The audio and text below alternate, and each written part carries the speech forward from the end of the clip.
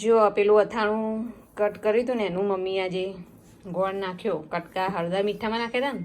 હા, આ ગોળ, આ કિચન એક્સપ્રેસનો ગરમ આચાર મસાલો, ગરમ નહીં આચાર મસાલો, આ સરસિયું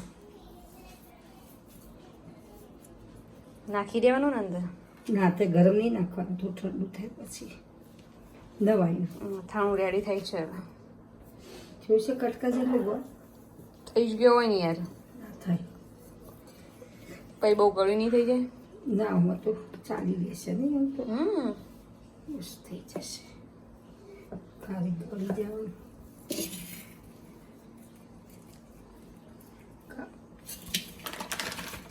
લા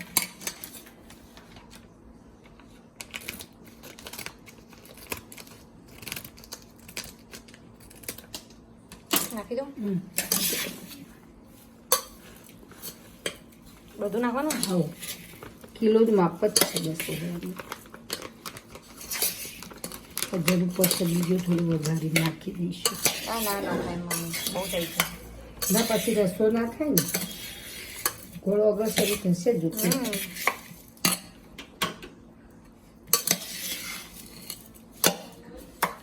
તેલ ઠંડુ થાય ને સરસ્યું પછી નાખવાનું અંદર. આ ગોળ ઓગાળવા માટે તપેલીમાં 2-3 દિવસ રહેવા દેવાનું.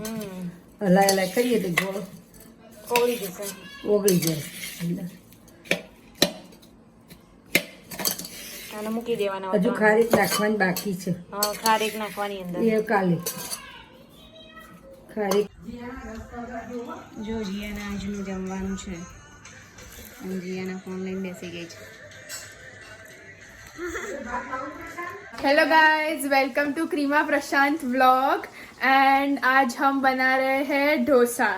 तो आज मेरी मम्मी, ये मीनल पटेल और ये क्रीमा पटेल और ये चल रही है कुकिंग. हम दोनों मिलके बना रहे हैं, देरानी जेठानी. दिस इज देरानी जेठानी. હા, તો હવે સંભાર બની ચૂક્યો છે, પછી મસાલો બી રેડી છે અને હવે ઢોસા ઉતારી રહ્યા છે આ લોકો. તો જોઈ લઈએ આ લોકોએ બનાવ્યું કેવું છે. તો આ સંભાર અને આ મસાલો અને આ કાકી ઢોસા ઉતારી રહ્યા છે. મસ્ત મસ્ત, બહુ ટેમ્પટિંગ લાગી રહ્યું છે. તો હવે જ્યારે બેસીશું ત્યારે ટેસ્ટ કરીને કહીએ કે હવે કેવું બન્યું છે. ફાઇનલી જો ફાઇનલી એક ઢોસો રેડી છે. તો હવે ટેસ્ટિંગ પછી આપણે રિવ્યુઝ આપીએ. Okay, bye by.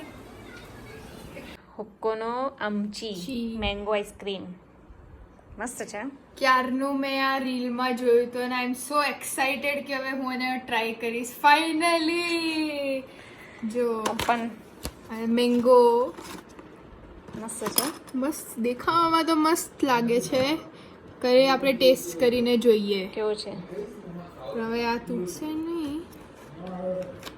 તૂટશે? ના. નહીં તૂટે, રહેવા દે. કંઈ નહીં.